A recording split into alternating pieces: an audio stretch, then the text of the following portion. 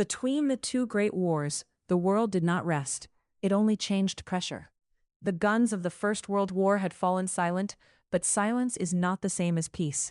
The first cleansing had opened the wound, it had not closed it.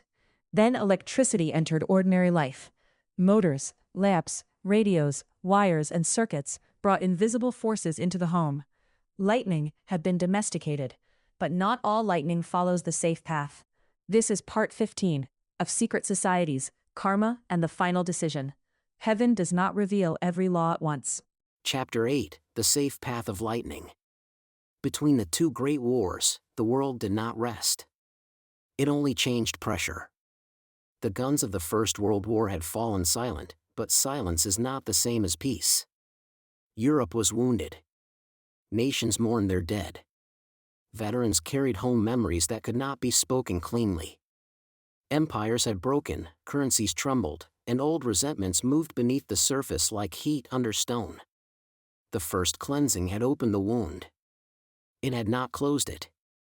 For a time, mankind tried to move forward by building. Cities brightened. Factories expanded. Radios entered homes. Automobiles filled roads. Electricity, once a wonder, became part of ordinary life. The modern world seemed to be arranging itself with confidence. Then the floor gave way. The Great Depression spread across nations and households. Work vanished. Savings disappeared.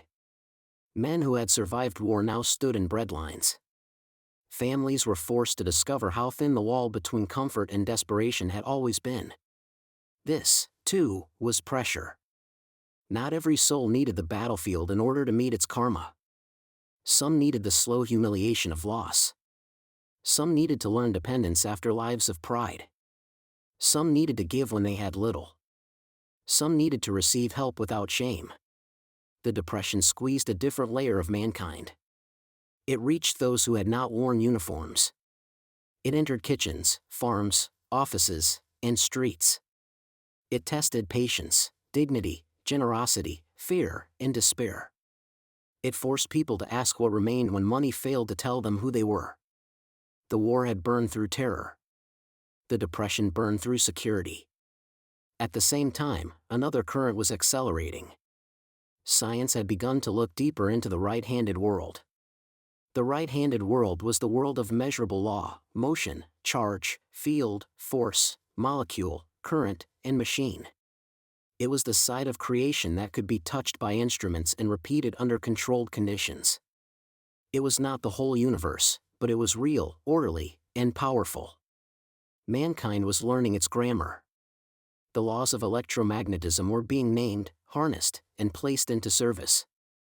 Invisible forces became wires, motors, lamps, generators, signals, and circuits. What earlier ages might have called enchantment now entered the home through a switch on the wall. Lightning had been domesticated. But not all lightning follows the safe path. Nikola Tesla stood near the edge of that mystery. In this telling, Tesla carried the soul of Anshar. Having come from a life of devotion as Joseph Smith, the karmic flip-flop turned his attention outward. The heavens he had once sought through prayer and revelation, he now sought through current, vibration, frequency, and field. The same Jupiter current remained. But the instrument had changed. In Joseph, Anshar had gathered souls around living heaven. In Tesla, Anshar listened for heaven inside matter. He did not see electricity as merely a utility. He treated it almost as a language. Current spoke. Frequency mattered. Resonance opened doors. The earth itself seemed, to him, like a body capable of receiving and transmitting forces mankind had barely begun to understand. To the ordinary industrial mind, Tesla was an inventor. To the deeper story, he was a listener. He stood at the place where natural law and higher law nearly touched. He sensed that the universe was more connected than men believed. Power might not need to be chained to wires in the old way. Energy might move through fields, through the earth, through patterns not yet permitted into common use. Some of what he found entered the world. Much did not. This was not simply failure. Some doors are closed by poverty. Some by rivalry. Some by ridicule. Some by theft or suppression. But there are also doors the universe itself does not leave open when mankind is not ready to walk through them. Tesla may have approached such doors. The laws he glimpsed were real. The hidden paths were real. But reality is not the same as permission. A young race that still used industry to build killing machines could not be handed every key to the deeper architecture of energy. The universe had seen enough. Power without compassion had already filled trenches with bodies. It had already turned chemistry into gas and machinery into slaughter. If mankind could do that with steam, steel, and explosives, what would it do with subtler laws? So the path narrowed. Not entirely. Never entirely. Enough of Tesla's work remained to bless the world. Alternating current helped make widespread electrical power practical. His coils, motors, and experiments left marks upon the modern age. The world received what it could safely carry. But other insights receded. They remained at the edge of myth, rumor, lost papers, abandoned towers, and unfinished dreams. This was mercy. Beside Tesla stood another force, Thomas Edison. Edison did not carry the same lightning from above. His genius was more earthly, more practical, more relentless in the ordinary sense. He did not merely dream of electricity. He labored to make it useful, profitable, repeatable, invisible. The light bulb mattered not only because it shone. It gave mankind a safe relationship with the unseen current. A person did not need to understand field theory to turn on a lamp. A city did not need to touch the deeper mysteries of resonance to illuminate its streets. Edison helped place electricity into channels the world could manage: wires, switches, meters, stations, businesses, habits. This was not lesser work. It was containment. The Edison path kept mankind focused on the usable surface of electricity. It drew attention toward invention, industry, commerce, and domestic transformation. It gave the modern world light without handing it the full mystery of lightning. Edison became the counterweight. He amplified the safe path. Where Tesla looked toward the hidden depths, Edison fixed the public mind upon the practical lamp.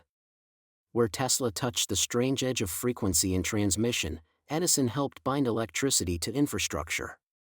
One opened wonder. The other made wonder ordinary. The universe needed both. Without Tesla, mankind would not remember that law extends beyond current understanding. Without Edison, mankind might have chased powers it was not mature enough to hold. This is the balance of revelation. Too little, and the soul stagnates. Too much, and it destroys itself. As the years between the wars unfolded, physics itself began to enter stranger territory. Matter was no longer as solid as it had once seemed. Atoms opened. Light behaved like wave and particle. The small world beneath the visible world turned out to be alive with probability, uncertainty, and invisible structure. By the 1920s, quantum mechanics had become the language through which physicists described atomic and subatomic behavior. The right-handed world was becoming more detailed, more precise, more dangerous. Medicine also advanced. Bodies were studied with greater care. Disease lost some of its old mystery. The human organism became a field of investigation, treatment, and repair. The volunteers from above had not only come to carry karma. Many had come bearing insight, and those insights entered laboratories, hospitals, workshops, and universities. The earth was being equipped. But equipped for what? The hopeful answer was progress. The harder answer was judgment. Not punishment. Exposure. Every discovery tests the discoverer. Every tool asks the soul what it intends. Electricity can light a home or power a weapon. Chemistry can heal infection or poison a battlefield. Physics can reveal the subtle beauty of creation or unlock the fire hidden inside matter. Mankind was being given knowledge in stages. The visible story called it science. The deeper story called it timing. During these years, the world stood between two purifications. The First War had shown what industry could do to flesh. The Depression showed what economic collapse could do to pride and security. Science showed that creation contained powers far deeper than common sense had guessed. And through it all, the hidden forces kept moving. The magicians studied influence. The ambitious studied markets and nations. The wounded studied blame. The special actors waited. The volunteers carried. The great soul sharpened. Tesla listened to the universe and heard more than the age could receive. Edison lit the world along a safer wire. Both served the design, though neither needed to know it. For heaven does not reveal every law at once. It releases power according to the soul's capacity to survive it. The world wanted mastery. The universe offered apprenticeship. And as the age of lamps, radios, motors, and equations deepened, mankind moved closer to the next terrible lesson, that the right-handed laws of matter, once understood, could illuminate civilization or split the world open. In the next interlude, we step back from science and technology to ask what happens when mankind receives power before it has fully learned compassion. The laws are opening, the world is accelerating, but the second global cleansing is already forming.